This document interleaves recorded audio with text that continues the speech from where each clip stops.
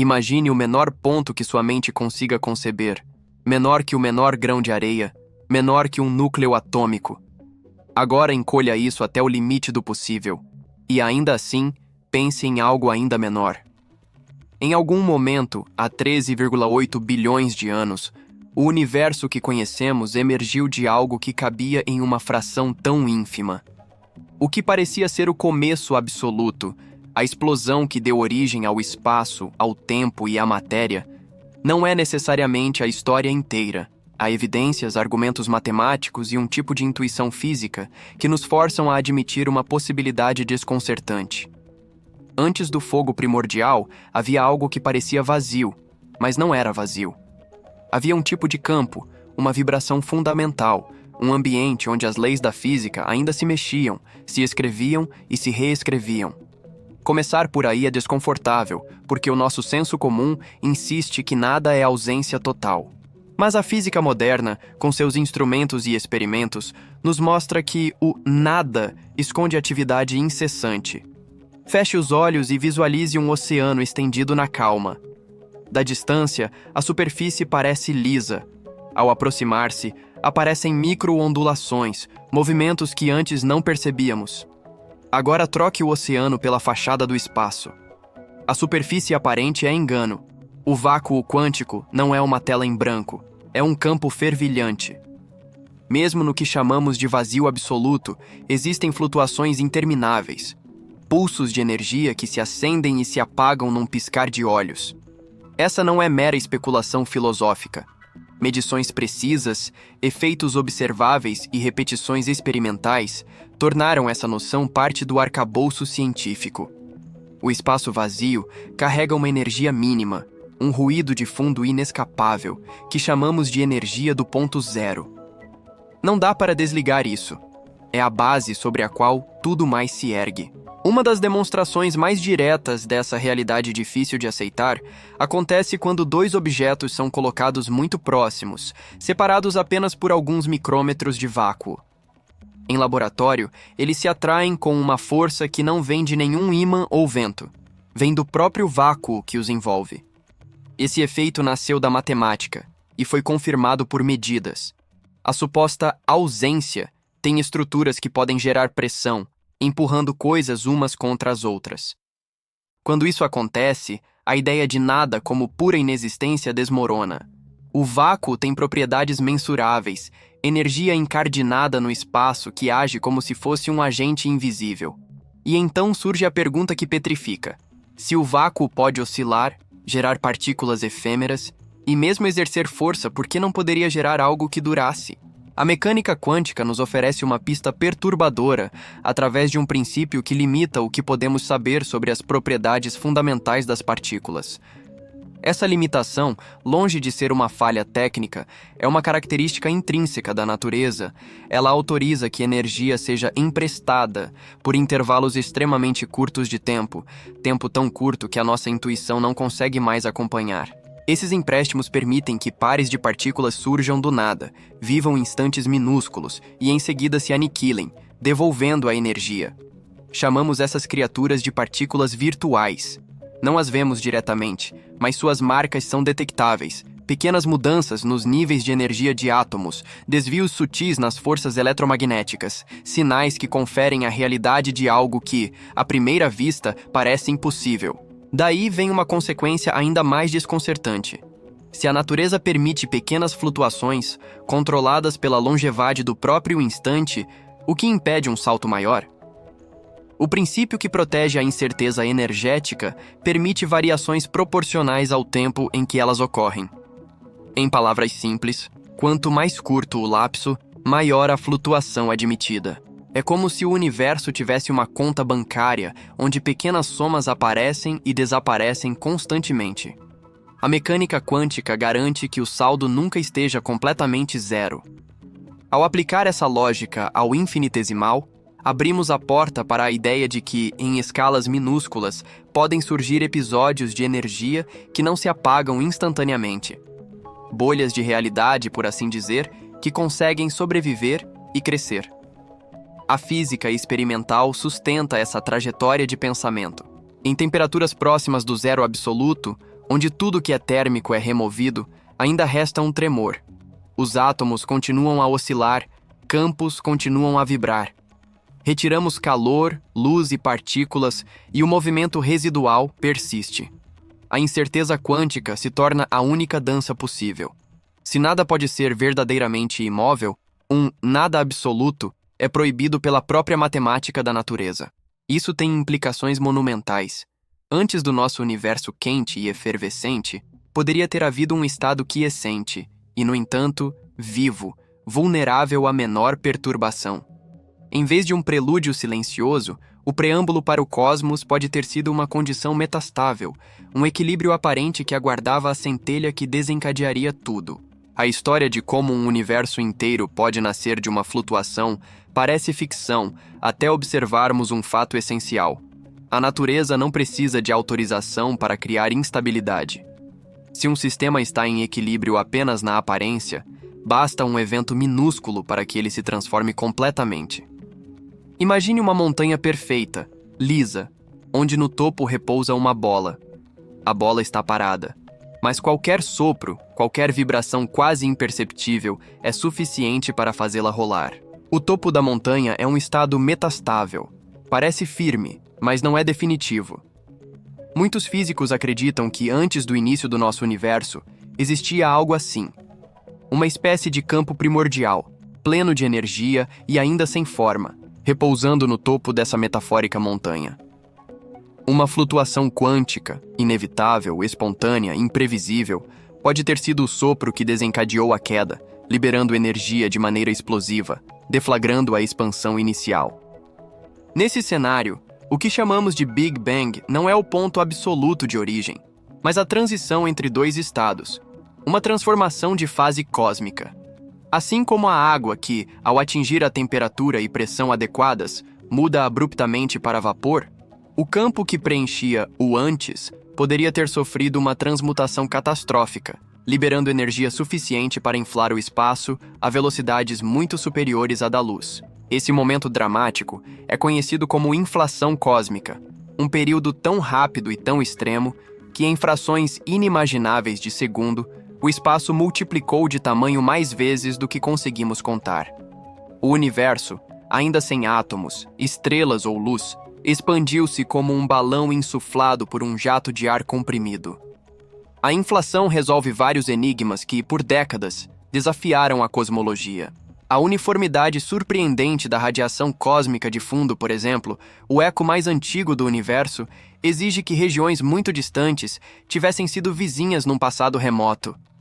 Sem inflação, isso não faz sentido. Seriam partes tão afastadas que a luz não teria tido tempo para viajar entre elas, equilibrando suas temperaturas. Mas com a inflação, esse quebra-cabeça se encaixa. Antes de estourar em crescimento, o universo era incrivelmente pequeno, compacto. Tudo era vizinho de tudo. A inflação apenas empurrou essas regiões para longe umas das outras, preservando a semelhança inicial. Outra peça importante é a geometria. Medições mostram que o universo é quase perfeitamente plano, como se fosse esticado com uma precisão absurda. A inflação age como um nivelador cósmico. Qualquer irregularidade na curvatura seria diluída pelo crescimento acelerado. Assim como puxar um tecido enrugado o torna liso, a inflação suaviza a estrutura do espaço, tornando-o homogêneo. Esses resultados se encaixam tão bem nas observações que a teoria da inflação se tornou praticamente um pilar da cosmologia moderna. Mas o que torna tudo ainda mais intrigante é a origem dessa inflação. Para que ela ocorra, é necessário um tipo específico de energia, uma energia intrínseca do próprio espaço, semelhante à energia do vácuo que discutimos antes, mas em magnitude muito maior. Muitos teóricos acreditam que essa energia é fruto de um campo ainda desconhecido, o chamado campo inflaton. Ele teria preenchido completamente o espaço primordial e, em algum momento, se deslocado de um estado de energia alta para um mais baixo, liberando a diferença em forma de expansão violenta. Essa mudança não exige intervenção externa, basta a dinâmica interna do próprio campo.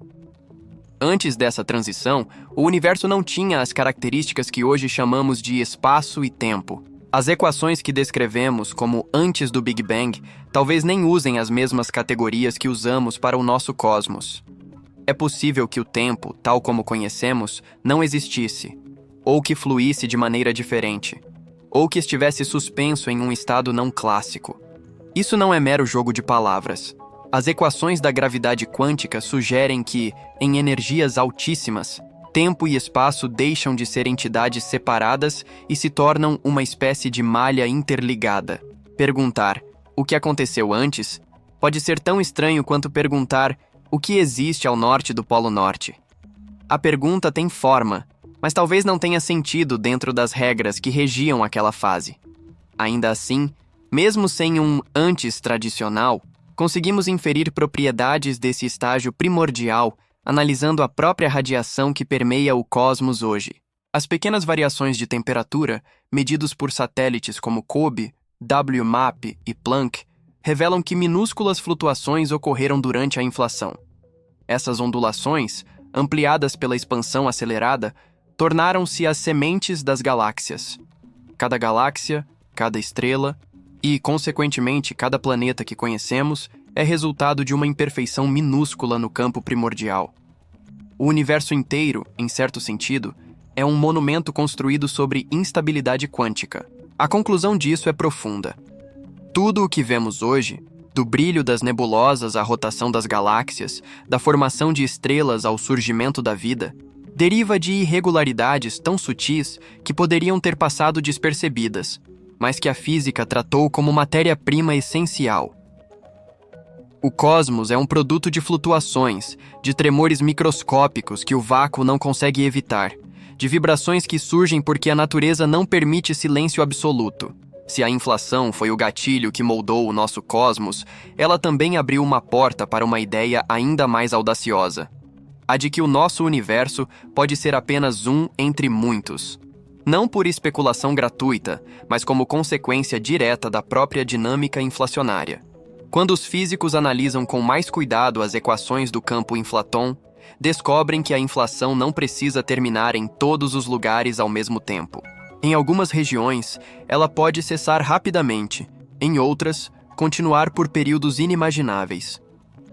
Esse comportamento cria um cenário no qual bolhas de universo deixam de inflar, tornando-se espaços com leis físicas estáveis, enquanto o ambiente ao redor continua se expandindo de forma acelerada. O resultado?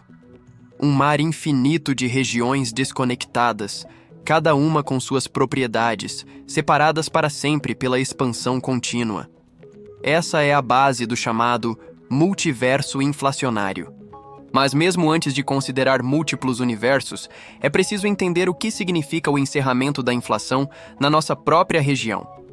Quando a energia do campo inflaton decaiu, ela se transformou em partículas. De repente, um oceano de radiação quente preencheu o espaço. Esse momento, chamado de reheating, é como acender todas as luzes de um estádio ao mesmo tempo. O universo tornou-se um caldeirão fervente, densíssimo, extremo. Em temperaturas tão altas, partículas exóticas surgiam e desapareciam sem parar. A vida, como entendemos, não poderia existir em nada parecido. Era um cenário onde quarks e gluons, partes fundamentais da matéria, não estavam ainda organizados em prótons e nêutrons. Tudo era energia comprimida. À medida que o universo expandia, a temperatura começava a cair. Essa queda não foi lenta ou suave, foi brusca, dramática. Em meros segundos, as forças fundamentais do cosmos começaram a se separar. Gravidade, força nuclear forte, força fraca e eletromagnetismo, que no início estavam unificadas, tornaram-se distintas. Essa separação é crucial, porque cada força passou a atuar de maneira diferente e a permitir a formação de estruturas específicas. Se qualquer detalhe, por menor que fosse, tivesse mudado nessa fase, o resultado final seria um universo completamente diferente. Talvez sem átomos estáveis. Talvez sem estrelas. Talvez sem vida. Quando a temperatura caiu o suficiente, prótons e nêutrons conseguiram se unir, dando origem aos primeiros núcleos atômicos. Esse processo, conhecido como nucleossíntese primordial, aconteceu apenas alguns minutos após o início da expansão. Foi um período curto, mas determinante. A quantidade exata de hidrogênio, hélio e traços de lítio produzidos nessa fase é tão precisa que funciona como uma espécie de assinatura cósmica, um registro químico das condições iniciais. Décadas depois, quando medimos a composição das estrelas mais antigas, descobrimos que essa assinatura estava lá, intacta, confirmando que as previsões batiam com a realidade. Mas o universo ainda era escuro. Os elétrons não podiam se fixar aos núcleos. Qualquer tentativa era frustrada pela radiação intensa que despedaçava as ligações nascentes. Durante centenas de milhares de anos, o cosmos permaneceu como uma sopa turva de partículas carregadas e luz aprisionada. Nada podia viajar longe sem ser absorvido. Foi apenas quando o espaço esfriou o bastante, cerca de 380 mil anos após o início, que os elétrons finalmente se acoplaram aos núcleos, formando átomos neutros. A partir desse momento, a luz pôde viajar livremente, deixando para trás um rastro que ainda hoje permeia o universo: a radiação cósmica de fundo. Essa radiação é uma cápsula do tempo. É o registro mais antigo que conseguimos observar. Ela carrega consigo pequenos padrões, pequenas variações na temperatura e densidade, que refletem exatamente as ondulações que existiam no universo primordial. Essa é uma das maiores descobertas da astronomia moderna. Cada mancha mais quente ou mais fria na radiação de fundo é, na verdade, um mapa das sementes das galáxias.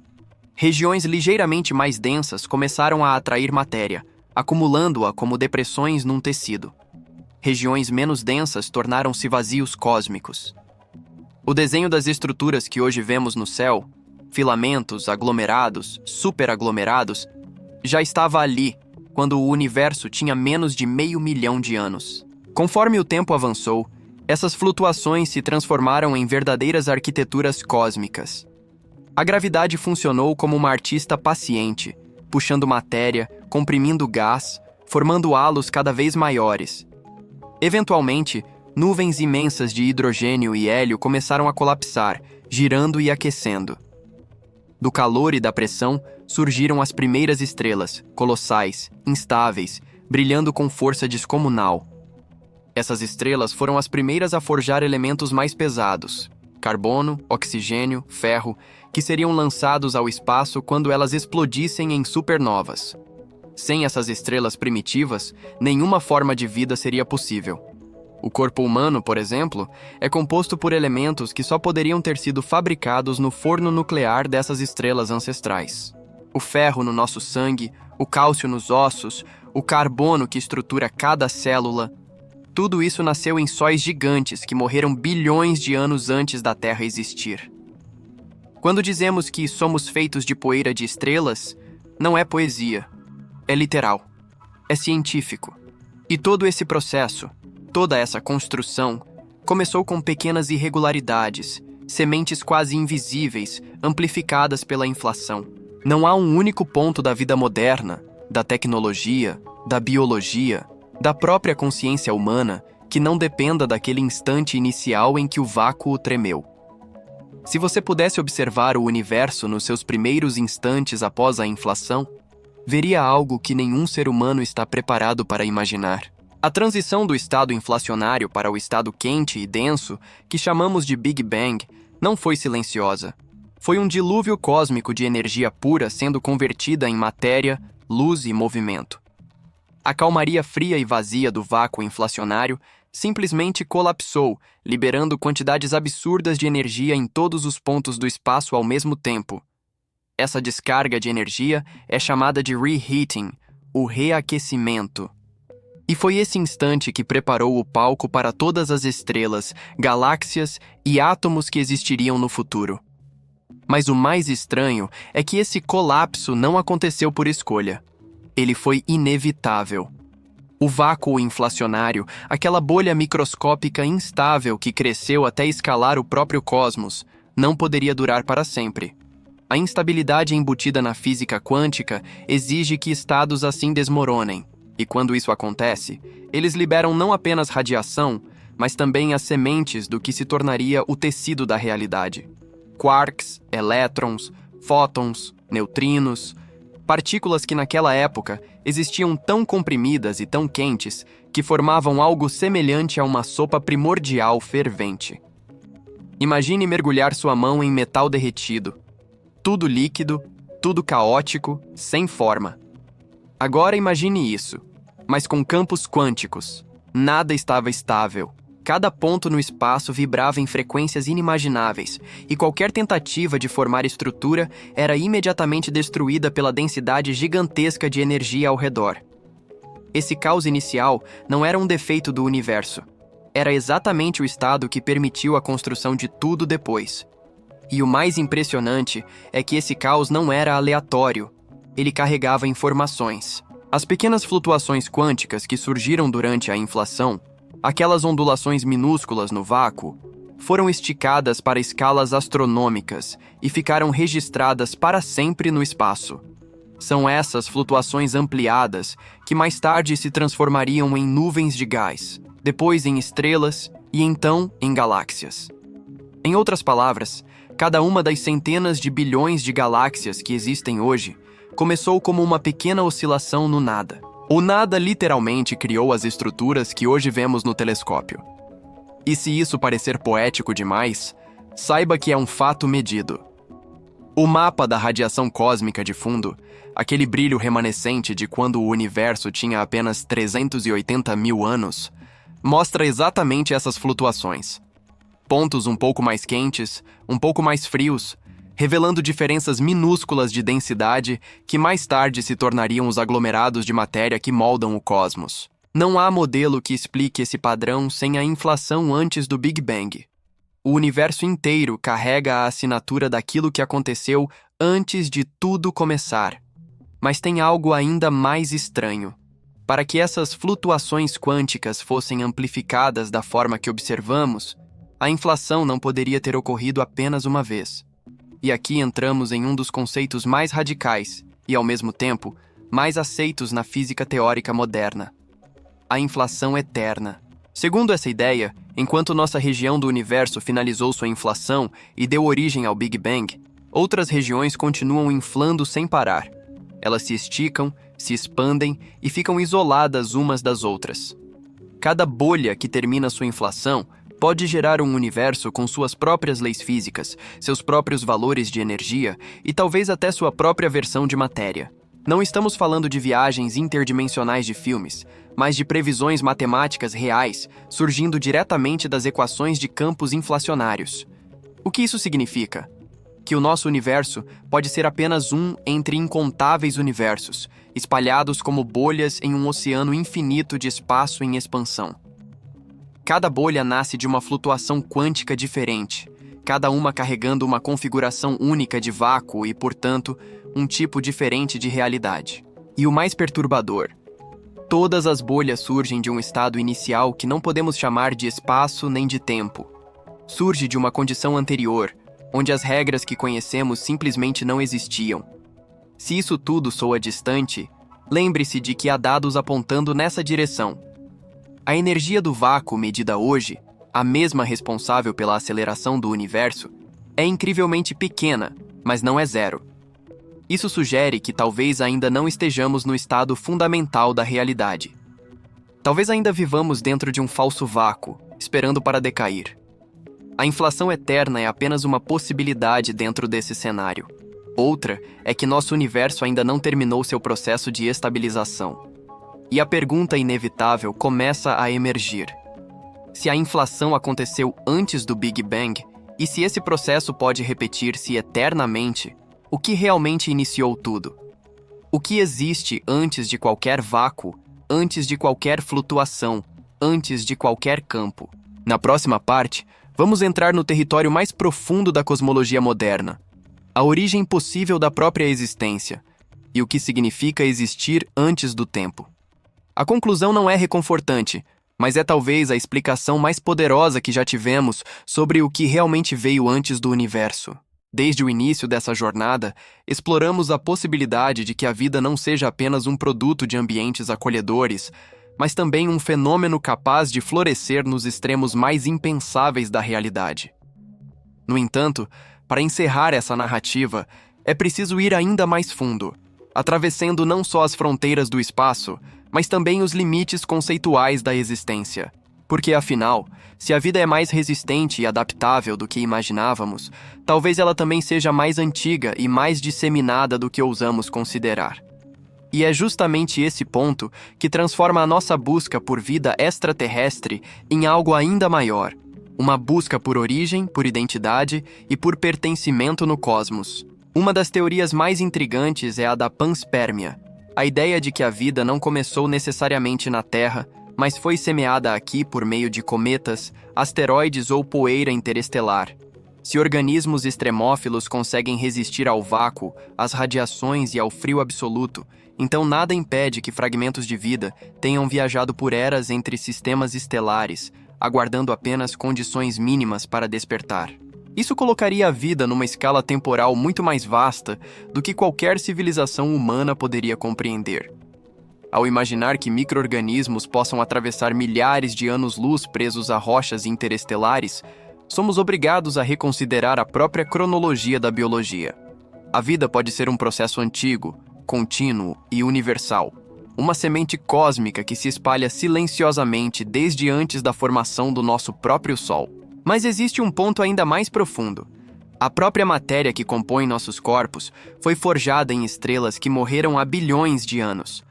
Somos literalmente feitos de poeira estelar, o que significa que, de certa forma, já éramos parte do universo antes mesmo de existir. Isso leva a uma reflexão quase filosófica. Será que a vida é um acidente ou uma consequência natural da física? Talvez a combinação de carbono, hidrogênio, oxigênio e nitrogênio não seja um evento raro, mas um desdobramento inevitável em um cosmos que parece favorecer a complexidade. Assim, quando olhamos para mundos gelados, desertos metálicos ou atmosféricos corrosivos, estamos, na verdade, procurando fragmentos do que já somos. A busca por vida extraterrestre é, essencialmente, uma busca por nós mesmos, espalhados em múltiplas versões pelo espaço. E quando consideramos as civilizações avançadas, surge outra pergunta inevitável. Se a vida é tão persistente, onde estão todos? O famoso paradoxo de Fermi ressoa de maneira ainda mais profunda quando lembramos que a vida simples é relativamente fácil de formar. Mas vida complexa exige uma série de saltos improváveis. Talvez existam bilhões de planetas com micro-organismos, mas pouquíssimos onde a complexidade explodiu em ecossistemas elaborados, inteligência e tecnologia. O silêncio do cosmos pode simplesmente refletir o fato de que civilizações sofisticadas são raríssimas, breves ou isoladas demais para que possamos encontrá-las. Ou talvez elas estejam além da nossa compreensão, ocultas em tecnologias que sequer conseguimos imaginar, tão avançadas que se confundem com as próprias leis naturais. Mas independentemente de respostas, a ciência continua avançando. Telescópios como o James Webb e sondas que atravessam o sistema solar estão expandindo nossa visão de forma sem precedentes. A cada novo exoplaneta descoberto, cada atmosfera analisada e cada sinal químico estranho detectado, a probabilidade de que não estamos sozinhos aumenta um pouco mais. E mesmo que nenhum contato ocorra em nosso tempo de vida, a busca em si já transforma a maneira como nos entendemos. Percebemos que somos parte de um processo muito maior, que começou muito antes de nós e continuará muito depois. No fim, a verdadeira pergunta talvez não seja: existe vida fora da Terra? Mas sim, o que isso significa para nós? Se um dia encontrarmos vida, seja uma bactéria marciana, uma biosfera oceânica em Europa ou Encelados, ou até mesmo uma civilização distante, nossa visão de humanidade mudará para sempre.